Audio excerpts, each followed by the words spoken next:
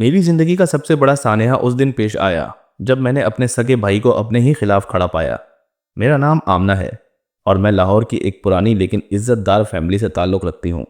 मेरे वालिदैन का इंतकाल बहुत पहले हो गया था और मेरे साथ सिर्फ दो रिश्ते बाकी रह गए थे, मेरा भाई राहील और मेरी बेटी फायजा। राहील छोटा था मगर ज़िंदगी के चालाक रास्तों पर वो मुझसे कहीं ज़्यादा तेज़ निकल गया। मैंने वालिदैन के बाद उसे माँ और बाप दोनों बनकर पाला, उसके नखरे उठाए, उसकी तालीम का बंदोबस्त किया, लेकिन शायद वो सब कुछ भूल गया। वो कई साल पहले दुबई चला गया था। वहाँ की रंगीन जिंदगी में खोकर वो हम सब से कट गया। पैसा कमाया मगर दिल का रिश्ता ख़त्म कर बैठा। न ईद पर फ़ोन करता, न किसी खुशी या गम में शरीक होता, मगर अब इतने बरसों बाद अचानक वापस आ गया था। आमना बाजी, आपको याद है मैं बचपन में कैसा था? आप मुझे गुड़िया की तरह संवारती थीं। उसने दहलीज पर कदम रखते ही कहा। मैं उसे देखकर हैरान थी। चेहरे पे पछतावे का एक हल्का सा साया था, मगर आंखों में वही पुराना गरूर छुपा बैठा था। राहील, तुम्हें हमारी याद कब आई? मैंने सपाट लहजे में पूछा। अब बहुत कुछ बदल गया है बाजी, और मैं चाहता हूं कि हम सब फिर से इकट्ठे हों। फायजा, जो अब 22 साल की हो चुकी थी, राहील को देखकर थोड़ी उलझन में थी। उसने कभी अपने मामू का रिश्ता करीब से नहीं देखा था, मगर राहील की वापसी सिर्फ एक जज्बाती लम्हा नहीं थी। उसके साथ साजिश, धोखा और इंतकाम की एक पूरी दास्तान छुपी हुई थी, जिसका अंदाजा उस वक्त नहीं था, लेकिन जल्द ही हर जख्म गिन लिया जाना था। राहील की वापसी के चंद दिन तो जैसे ख्वाब की तरह गुजरे। वो घर के कामों में दिलचस्पी लेने लगा, फाइजा के लिए तोहफे लाता और मुझे बाजी जान कहकर दिल जीतने की कोशिश करता। मैं भी पिघलने लगी। सोचा शायद वक्त ने उसे बदल दिया है। एक शाम मैंने उसे अपने शौहर की जायदाद के बारे में बताया। राहील, तुम तो जानते हो, मुर्तज़ा के जाने के बाद मैंने सारी जिम्मेदारियां संभाली। 2 दुकानें, एक पुराना प्लॉट और ये मकान, सब संभाला है। राहील ने खामोशी से सर हिलाया, फिर बोला, बाजी, आपने वाकई बहुत मेहनत की है। अब वक्त है कि आपको आराम मिले। मैं सब कुछ संभाल लूंगा। मुझे उसकी बात पर तसल्ली हुई, लेकिन फायजा ने पहली बार शक का इजहार किया। अम्मी, मामू जान बहुत जल्दी बदल नहीं सकते। कुछ अजीब सा लग रहा है मुझे। बेटा, वह हमारा खून है, इतने सालों बाद वापस आया है, थोड़ा वक्त दो। मैंने बेटी को समझाया, मगर फायजा का दिल साफ था। उसे मामू की नज़रों में कुछ खुदगर्जी नजर आती थी। चंद दिन बाद राहिल ने मुझसे दरख्वास्त की, बाजी, अगर आप मुझे प्रॉपर्टी के कागजात दे दें तो मैं सब कुछ अपने नाम पर लेकर मामलात आसान बना सकता हूँ। आप पर बोझ नहीं पड़ेगा। मैं चौंकी। अपने नाम पर? राहील, सब कुछ फायजा का है। मैंने दिन रात मेहनत करके ये घर बसाया है। मैं भी तो खानदान का हिस्सा हूं बाजी, क्या मुझे कोई हक नहीं? मेरे इनकार पर उसका रवैया बदला, लहजा सख्त हुआ। क्या भाई होने की सजा दे रही हैं आप? उसी रात मैंने फायजा से सब कुछ बांट दिया। वो खामोशी से बोली, अम्मी, हमें अब मोहतात रहना होगा, कुछ बहुत बुरा होने वाला है। और वो ठीक कह रही थी। अगले दिन सुबह जब मैं उठी तो ड्राइंग रूम की तिजोरी खाली थी। जायदाद के तमाम कागजात गायब थे। तिजोरी के खाली होने का मंजर मेरी आंखों के सामने धुंधला गया। मेरे हाथ कांपने लगे, दिल की धड़कन बेकाबू हो गई। फायजा कमरे में दाखिल हुई तो मेरा चेहरा जर्द देखकर फौरन समझ गई कि कुछ ना कुछ जरूर हो चुका है। अम्मी, क्या हुआ? मैंने लरसती हुई आवाज में कहा। फायजा, तमाम कागजात चोरी हो चुके हैं। फायजा की आंखों में आग भर गई। ये जरूर मामू का काम है, और कोई नहीं हो सकता। हमने फौरन पुलिस को इत्तला दी, मगर कोई सबूत न होने के बायस वो रस्मी कार्रवाई के बाद चले गए। राहील आसपास कहीं नजर ना आया।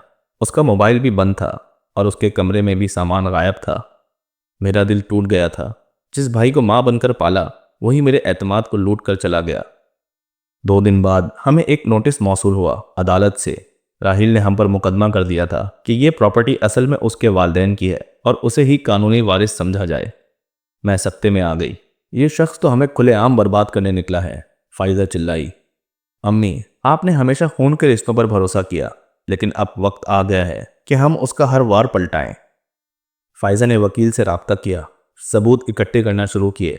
हमने पड़ोसियों के बयानात रिकॉर्ड किए, पुराने दस्तावेजात निकाले और सब कुछ अदालत में पेश करने का फैसला किया। मगर राहील सिर्फ अदालत तक महदूद ना रहा।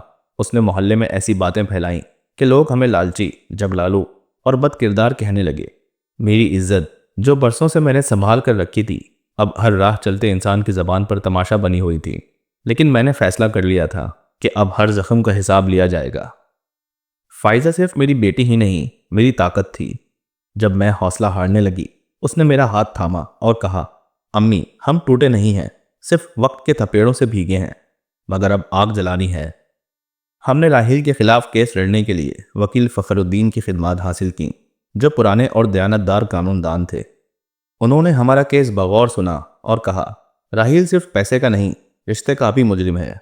अगर आप साबित कर सकें कि यह जायदाद आपकी मेहनत से बनी है, तो फैसला आपके हक में ही होगा। हमने एक एक रसीद, हर दुकान की पिछली मलकियत के रिकॉर्ड, मेरे शौहर की वसीयत, यहाँ तक कि पुराने किराएदारों के बयानात इकट्ठे किए। फायजा ने एक कदम और आगे बढ़ाया। उसने खुफिया तौर पर राहिल के एक करीबी दोस्त उस्मान से राब्ता किया, जो माजी में उसके साथ दुबई में रह चुका था। उस्मान ने हैरत अंगेज इंकशाफात किए। राहिल ने कई साल पहले कहा था कि वो पाकिस्तान वापस जाकर अपनी बहन से सब कुछ छीन लेगा। वो कहता था, जज्बात कमज़ोरी हैं और कमज़ोर लोग हमेशा हारते हैं। ये सुनकर मेरा दिल लरस गया। राहिल ने बरसों पहले ही फैसला कर लिया था कि मुझे बर्बाद करना है। उस्मान ने हमें राहिल के दस्तखतशुदा एक ईमेल का प्रिंट आउट भी दिया, जिसमें उसने दुबई में अपने एक पार्टनर को लिखा था, मेरे पाकिस्तान पहुंचते ही जायदाद पर कब्जा हो जाएगा, बस बहन को जज्बाती खेल से काबू में रखना है। यही सबूत अदालत में हमारी फतह की बुनियाद बन सकता था। अदालत की पहली तारीख पर राहिल बड़े फख्र से अदालत में दाखिल हुआ। उसके वकील ने दावा किया कि मैं जहनी तौर पर कमज़ोर हूँ और फायजा ने मुझे मजबूर किया कि सब कुछ अपने नाम रखूं। मगर जब उस्मान ने गवाही दी और ईमेल अदालत में पेश की गई, तो राहिल के चेहरे का गुरूर झाग की तरह बैठ गया। जज ने समाअत मुलतवी करते हुए कहा, फिलहाल कागजात और जायदाद की मलकियत पर कोई तब्दीली नहीं होगी। अदालत मजीद सबूत का जायजा लेगी। राहिल पहली बार अदालत से निकलते हुए नीची निगाहों से गया, और तब मैंने पहली बार अपने दिल में एक रोशनी सी महसूस की, सच की रोशनी, इंसाफ की उम्मीद। अदालत की अगली पेशी ने हमारे हक में नया दरवाज़ा खोला। उस्मान की गवाही और ईमेल ने राहिल की साजिश को बेनकाब कर दिया था। अब बात सिर्फ जायदाद की नहीं रही थी, बल्कि एतमाद, रिश्ते और किरदार की भी हो चुकी थी। फायजा, जो हमेशा खामोश तबाह रही थी, अब अदालत में खुलकर बोलने लगी। उसने जज के सामने पूरी दास्तान रखी कि कैसे मैंने अकेले अपने शौहर के बाद घर संभाला, कैसे हर रुपया बचाकर दुकानें खरीदी, और कैसे राहिल ने कई साल तक हमसे मुकम्मल ताल्लुक ख़त्म रखा था। मेरी माँ ने हर वक्त भाई की वापसी की दुआ की, और जब वो आया तो उसने पहला वार हमारी जड़ों पर किया। फायजा की आवाज़ में लर्जिश भी थी और ताकत भी। अदालत में मौजूद लोगों की आंखें नम थीं। कई तो आपस में राहिल के किरदार पर चीमा गोइयां करने लगे। उस दिन अदालत में राहिल ने पहली बार जबान खोली। मैंने जो कुछ किया उसके पीछे मेरा हक था। वालिदैन की जायदाद पर मेरा भी उतना ही हिस्सा था। जज ने फौरन कहा, आपकी बात तब मानी जाती अगर आपने कानूनी तरीके से दावा किया होता, मगर आपने धोखे से कागजात चोरी किए, बहन की बदनामी की और जाती मफाद के लिए झूठ घड़े। ये अदालत जाती इंतकाम की जगह नहीं है। फैसला सुनाने से पहले अदालत ने एक आखिरी मौका दिया कि दोनों फरीकैन आपस में सुलह करना चाहते हैं या नहीं। मैंने राहिल की तरफ देखा। उसके चेहरे पर शिकस्तगी थी, लेकिन आंखों में अभी भी अना का जहर बाकी था। राहिल, अगर आज तुम माफ़ी मांग लो तो शायद मैं अपने दिल से कुछ जख्म मिटा दूं, मैंने धीरे से कहा। राहिल ने नज़रें चुरा लीं। मुझे माफ़ी की नहीं, मिराज की फिक्र है। और वो लम्हा था जब मैंने दिल में फैसला कर लिया, अब रहम नहीं, अब इंसाफ होगा। अदालत ने अगली तारीख पर फैसला महफूज कर लिया। हम घर लौटे तो महल्ले वाले जो पहले शक की निगाह से देखते थे, अब सलाम करते, हमदर्दी करते। कई तो कहने लगे, बीबी जी, आपने साबित कर दिया कि औरत कमज़ोर नहीं, सिर्फ खामोश होती है। मगर जंग अभी मुकम्मल ना हुई थी। अगली तारीख वो दिन था जब हर जख्म का हिसाब लिखा जाना था। अदालत का आखिरी दिन आ चुका था। मेरी रात आंखों में गुजरी थी।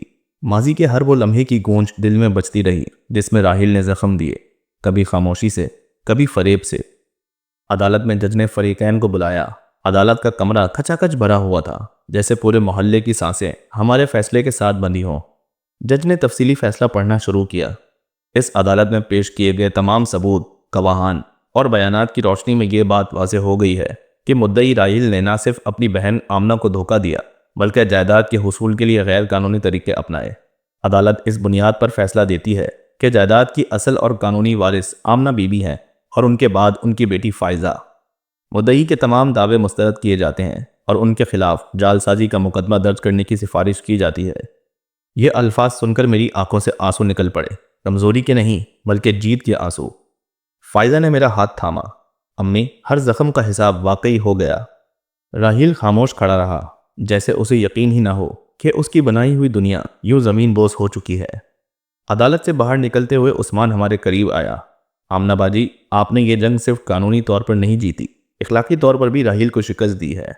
मोहल्ले के लोग आगे आए, किसी ने दुआ दी, किसी ने हौसला। आज इज्जत सुरखरू थी और सच अपनी पूरी आबोताब के साथ जीता था। घर वापस आकर मैंने वालिदैन की पुरानी तस्वीर निकाली, उसके सामने दिए जलाए, आंखें बंद की और बस इतना कहा, अम्मी, अब्बू, आपकी बेटी ने हर वार सहकर भी अपनी जमीन, अपनी गैरत, अपना रिश्ता बचा लिया। फाइजा मेरे साथ बैठी थी, उसकी आंखों में चमक थी जो नई नस्ल की मजबूती की अलामत है। अब हम आज़ाद थे, न सिर्फ कानूनी जंग से बल्कि उस रिश्ते के बोझ से भी जो सिर्फ खून से नहीं नीयत से भी जुड़ता है। और यूं हर जख्म का हिसाब ले लिया गया।